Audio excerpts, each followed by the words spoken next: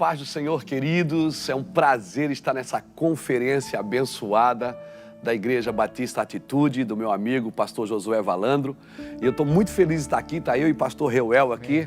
Eu não poderia deixar de estar junto com o Reuel, porque essa unção que mistura música e palavra e glória de Deus vai pegar você aí na sua casa, aonde você estiver agora. Eu quero deixar um texto para falar de paternidade. É um assunto que me pega muito por dentro, é um assunto muito poderoso, né, Reuel? A gente tem andado no Brasil e tem visto que esse assunto, a presença de Deus que tem invadido a casa das pessoas nesses dias, né? Mas antes dessa pandemia a gente estava viajando muito o Brasil e a gente tinha visto como as pessoas têm procurado a paternidade de Deus. Querido, Deus é Pai. E Jesus veio nos mostrar isso. Jesus não veio começar uma religião. Jesus, ele veio trazer a revelação de um pai, porque religião Israel já tinha. E se você ler João capítulo 19, versículo 7, você vai ver que Jesus foi levado por Anás e Caifás a Pilatos e a sentença era, a denúncia era, ele tem que morrer porque ele se fez filho de Deus. Então, o nosso inimigo, ele não tem problema quando você é um evangélico, que você vai só na igreja. O problema do diabo começa quando você se posiciona como filho. Porque filho não vai para a igreja atrás de bênção. Filho não vive por bênção, ele vive por herança. Até porque bênção não é uma coisa que você pega, é um lugar que você entra. Quando você entra na paternidade de Deus, você entende então o que é herança, o que é ser herdeiro. Louvado seja o nome do Senhor. Então tem um texto maravilhoso em Juízes, capítulo 1, e o versículo 1 que diz assim: depois da morte de Josué, os filhos de Israel perguntaram ao Senhor: quem dentre nós subirá primeiro aos cananeus para pelejar contra eles? Respondeu o Senhor: Judá subirá primeiro, eu entreguei a terra nas suas mãos. Então disse Judá a Simeão, seu irmão: sobe comigo, e a herança que me couber por sorte, e pelejaremos contra os cananeus, e também eu subirei contigo a herança que te couber por sorte. E Simeão partiu com ele. Subiu Judá, e o Senhor lhe entregou nas mãos os cananeus e os ferezeus, e feriram eles em Bezeque 10.000 homens. Acharam ali também em Canaã Adoni-Bezeque, em Bezeque, e pelejaram contra ele, e feriram os cananeus e os ferezeus. Adoni-Bezeque fugiu, mas os perseguiram, e o prenderam, e cortaram-lhe os polegares das mãos e dos pés. Então disse Adoni-Bezeque: 70 reis com os polegares das mãos e dos pés cortados apanhavam migalhas debaixo da minha mesa. E assim como eu fiz, assim Deus me pagou. E trouxeram ele a Jerusalém, e ele morreu ali. Esse assunto, Reuel, é muito poderoso, porque fala de Canaã. É tão interessante que a Bíblia diz que Josué morre e eles consultam a Deus e perguntam: quem subirá primeiro a Canaã? Você já se perguntou por que todo mundo queria ir para Canaã? Por que Deus queria empurrar as pessoas para Canaã? Se você ler Gênesis capítulo 11, versículo 31, você vai ver já Deus conduzindo o pai de Abraão, Terá, para Canaã. Por que Deus queria levar eles para Canaã? Porque Canaã não tinha paternidade. Canaã tinha um rei chamado Adoni-Bezeque, um mutilador, que fazia o quê? Invadia as nações, tomava as nações, amputava o dedão dos pés e das mãos dos reis e colocavam eles a comer migalhas debaixo da sua mesa. Canaã não tinha paternidade. Agora, por que Canaã não tinha paternidade? Canaã foi uma terra amaldiçoada por Noé. Se você olhar no capítulo 9 de Gênesis e o versículo 20 ao versículo 29, você vai ver que quando Noé sai da arca, ele planta uma vinha. E a Bíblia diz que ele planta uma vinha, e a Bíblia diz que ele bebe do seu fruto, e ele se embriaga. E Cão, então, entra na tenda e vê seu pai nu, e sai zombando do pai, e conta aos seus irmãos, porque viu seu pai nu. Quando Noé se recupera da embriaguez, ele descobre o que fez Canaã. Então ele amaldiçoa, ele diz: maldito seja Canaã. Ele diz: servo de servos seja Canaã. Agora eu pergunto, ser servo é maldição? Não, mas ser servo de servo é escravidão. Então já é maldição. Canaã não tinha paternidade, estava debaixo de uma maldição. Noé, naquele dia, amaldiçoou 30% da terra. E por isso Canaã precisava de paternidade. Por isso Deus queria levar Terá para ir para Canaã. Como Terá não entendeu e ficou em Harã, Gênesis capítulo 11, versículo 31, Terá ficou em Harã. E a Bíblia então diz que Deus chama Abraão no capítulo 12 de Gênesis. Deus diz a primeira coisa para Abraão: sai da tua parentela, sai da tua casa e sai da casa do teu pai para uma terra que eu te mostrarei. Por quê? Porque toda paternidade que não dá destino perderá os seus filhos que têm propósito. Era necessário a restauração de Canaã, porque Canaã estava debaixo de uma maldição. Canaã foi uma terra amaldiçoada por Noé. Agora, isso é muito terrível ter que falar disso, mas é obrigado a falar disso. Se você ler o livro de Mateus, no capítulo 1 de Mateus, na genealogia de Jesus Cristo, está escrito assim: livro da genealogia de Jesus Cristo, filho de Davi, filho de Abraão. Abraão gerou Isaac, Isaac gerou Jacó e ali por diante. Perceba, se é o livro da genealogia de Jesus, por que Noé não consta nesse livro? Ou seja, Deus não recomeçou o mundo com Noé? Deus recomeçou o mundo com Noé, mas não recomeçou o plano com Noé. Por quê? Porque Noé amaldiçoou o seu filho Cão. E Deus não pode reconhecer uma geração que amaldiçoa seus filhos. Deus não reconhece uma paternidade que amaldiçoa seus filhos. Por isso, Noé não consta na genealogia de Jesus em Mateus. Se você for na genealogia de Jesus em Lucas, no capítulo 3, você vai ver que o nome de Noé está lá. Porque lá Noé consta como filho, mas não como pai. Ou seja, esta é a genealogia de Jesus Cristo, filho de Abraão. Deveria ser filho de Noé.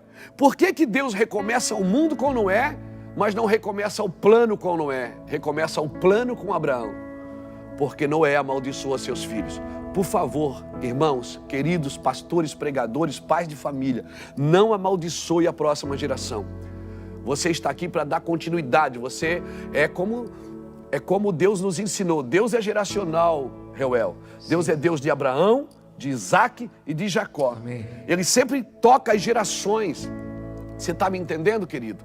Então, é necessário enviar paternidade para Canaã. Por isso Deus começa o plano em Canaã, que hoje então é Israel, né?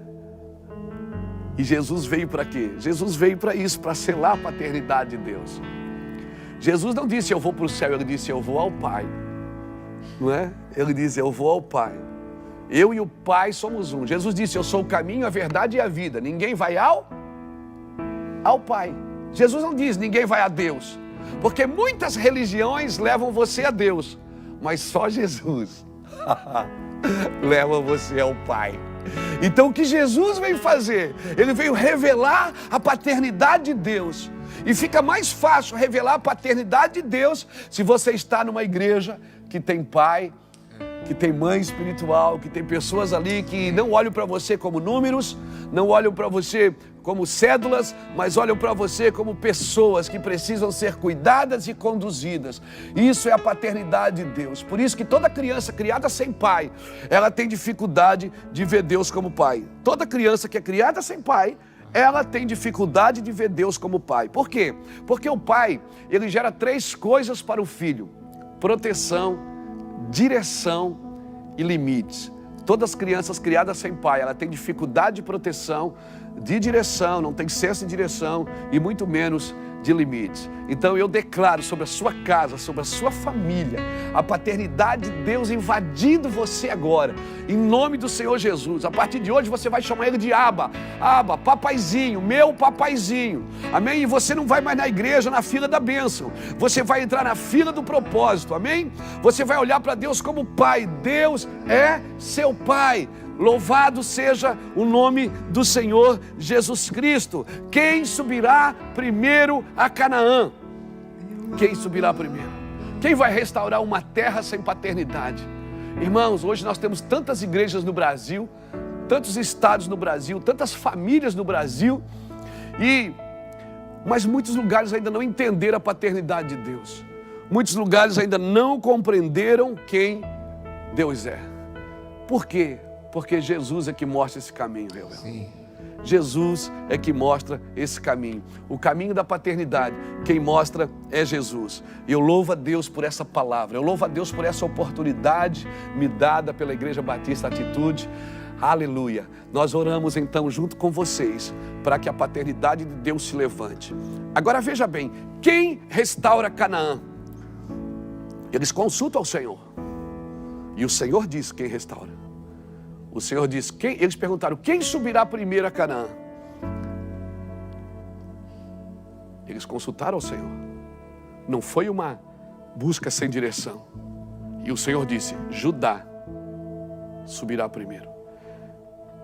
Quando o tabernáculo era desmontado, Judá era a primeira tribo que saía na frente, puxando o caminho. Judá fala de louvor, fala de adoração. Aí Judá diz, tudo bem, eu vou, mas Simeão vai comigo. Ele consultou seu irmão Simeão. Ele disse, Simeão, vão comigo, e a herança que me couber por sorte, eu reparto com você. E a herança que te couber por sorte, você reparte comigo. E Simeão disse, eu vou.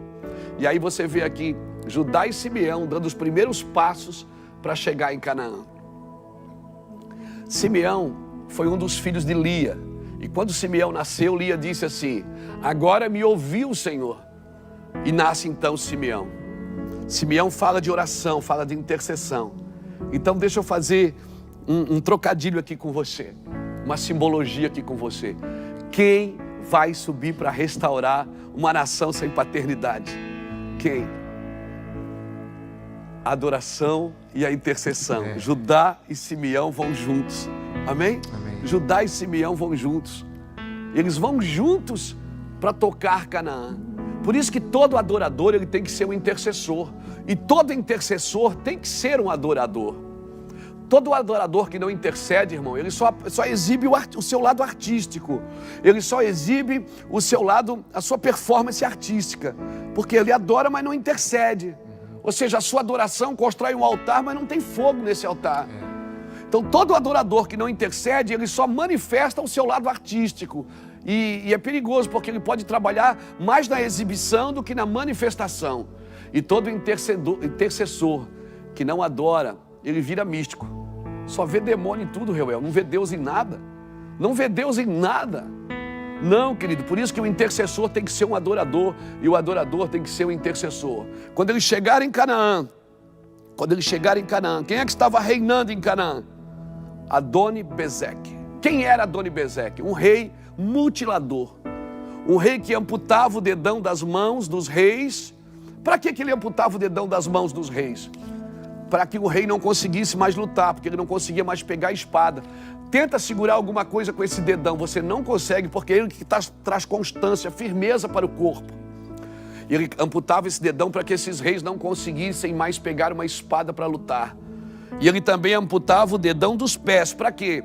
Você sabia que se você amputar o dedão dos pés, você tem que reaprender a andar? Porque quando você faz esse movimento assim de passar de um pé para o outro, é o dedão que equilibra o corpo. Então, aqueles reis eram mutilados para perderem o equilíbrio e para não conseguirem mais lutar. E eles eram colocados de uma forma humilhante, debaixo da mesa de Adoni-Bezeque. A palavra Adoni-Bezeque significa Deus, ou melhor, Senhor da massificação. Senhor da massificação. E sabe o que eles fazem? Eles colocam Adoni-Bezeque para comer. Adoni-Bezeque coloca os reis para comer debaixo da mesa. Jesus deixou claro que quem come debaixo da mesa não é os filhos, é os cachorrinhos. Quem come na mesa é os filhos. Amém? Nós somos filhos de Deus. Adoni-Bezeque fala de uma liderança mutiladora, de uma liderança que não prepara os filhos para governar, que não permite que ninguém guerreie no rebanho. Lembra quando Paulo, eu quero terminar aqui, lembra quando Paulo circuncidou Timóteo? Timóteo não era uma criança de 8 dias, querido. Timóteo era um homem formado.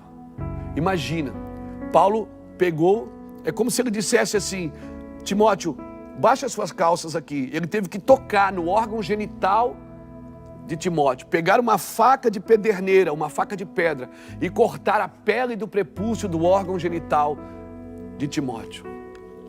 E aqui eu aprendo sobre paternidade, por quê? Quem realmente é meu pai espiritual? É aquele que toca na minha intimidade, mas não me castra. Aquele que toca na minha intimidade e me prepara também para reproduzir no rebanho. E quem é meu filho espiritual? É aquele que me permite tocar na sua intimidade. Me deixa ajudar com o seu casamento, me deixa ajudar com os seus negócios, me deixa servir. Isso é paternidade. A Bíblia é um pai e filho trabalhando juntos, aonde o pai diz, ouça o meu filho, aonde o filho diz, a glória do pai, aonde o pai diz, o meu filho é uma bênção, aonde o filho diz, meu pai é que é o cara. Então aqui, pai e filho trabalhando juntos, nós declaramos sobre essa nação, que nós não teremos paternidade mutiladora, teremos paternidade que vai circuncidar e dar destino aos filhos das próximas gerações. Nós declaramos isso para a glória de Jesus. Amém, Reuel? Glória a Jesus!